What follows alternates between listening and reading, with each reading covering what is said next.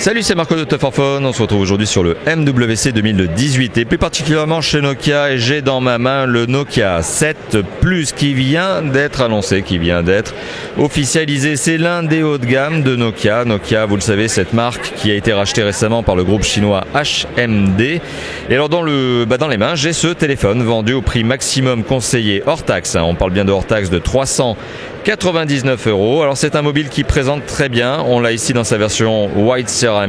Le dos est effectivement en céramique. Le reste est un téléphone construit en métal et de la vitre Corning Gorilla à l'avant.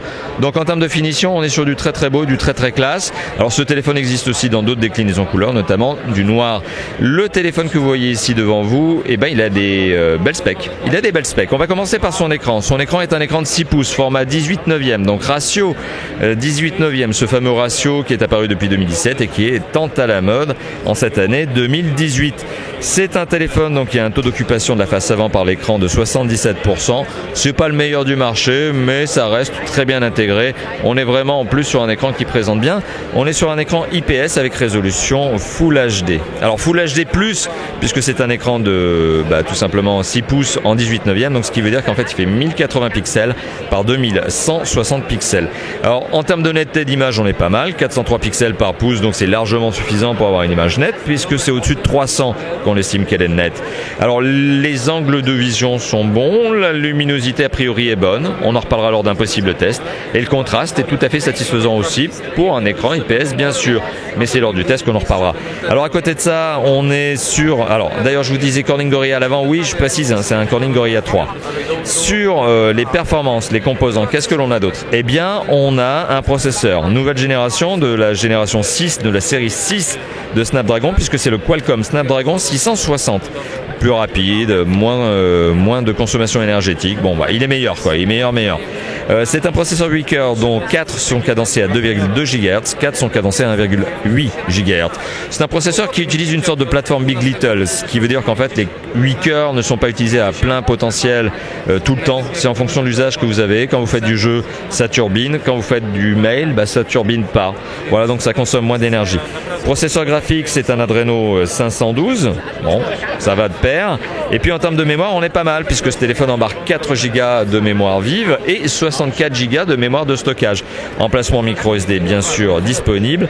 Et cet emplacement micro SD, s'il est disponible, c'est qu'en fait il prend l'emplacement de la carte SIM numéro 2 sur la version double SIM de ce mobile. Et a priori, il n'y a pas de version simple SIM. Donc voilà, c'est soit une SIM et une micro SD, soit deux SIM, soit une SIM tout court si vous n'avez pas envie d'ajouter autre chose. Alors le téléphone a toujours ce partenariat avec Zeiss justement à l'arrière mais aussi à l'avant, donc les deux capteurs, plutôt les trois puisqu'il y en a deux à l'arrière, sont des capteurs avec des optiques Zeiss.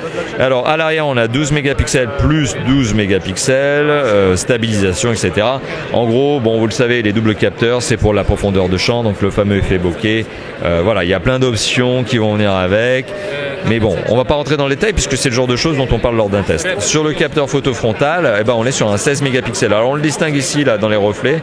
Voilà, mais c'est bien un 16 mégapixels, de quoi plaire aux inconditionnels de selfie. Le téléphone filme d'ailleurs avec l'arrière en 2K. Si jamais ça vous intéresse de filmer en 2K, bon pourquoi pas. 2K 30 fps, sinon c'est du 1080p, vous pouvez filmer en classique. Le téléphone est bien sûr 4G LTE, il est GPS, GLONASS, BDS, donc les trois réseaux de satellites, américain, russe, chinois. Il manque Galileo, le réseau de satellites européen. Le téléphone est Bluetooth 5.2 à 2DPLE, il est Wi-Fi A, B, G, N, A, C, donc il a tous les Wi-Fi. Il est USB-C, c'est le fameux classique, USB-C, désormais je dis classique. Bon, il y a beaucoup de constructeurs qui ont du mal à le mettre dans leur mobile, mais il est bien USB-C. USB-C, donc il sera forcément OTG. Et puis voilà, on est sur un téléphone dont, d'ailleurs, capteur d'empreinte digitale qui est placé à l'arrière. Ouais, Nokia a arrêté de le mettre à l'avant. Ils se sont rendus compte que ça gênait un peu les consommateurs. Et batterie, je vous ai pas parlé de la batterie, alors elle est non extractible parce que le téléphone est monobloc. Vous ne l'ouvrez pas. Ça, c'est le genre de téléphone qui, quand il est ouvert, il faut passer par un réparateur. Et encore, il va bien galérer. Mais c'est un téléphone avec une batterie interne de 3800 mAh. Donc, belle batterie, une belle grosse batterie. Nokia revendique que ce téléphone est capable de tenir 2 jours avant la recharge. Bon, ça, c'est leur stat. Nous, on en reparlera lors du possible test, encore une fois de plus. Et puis, comme je vous le disais, ce téléphone est décliné en deux versions. Ici, on a la version white avec Copper. Copper, c'est couleur cuivre sur le côté.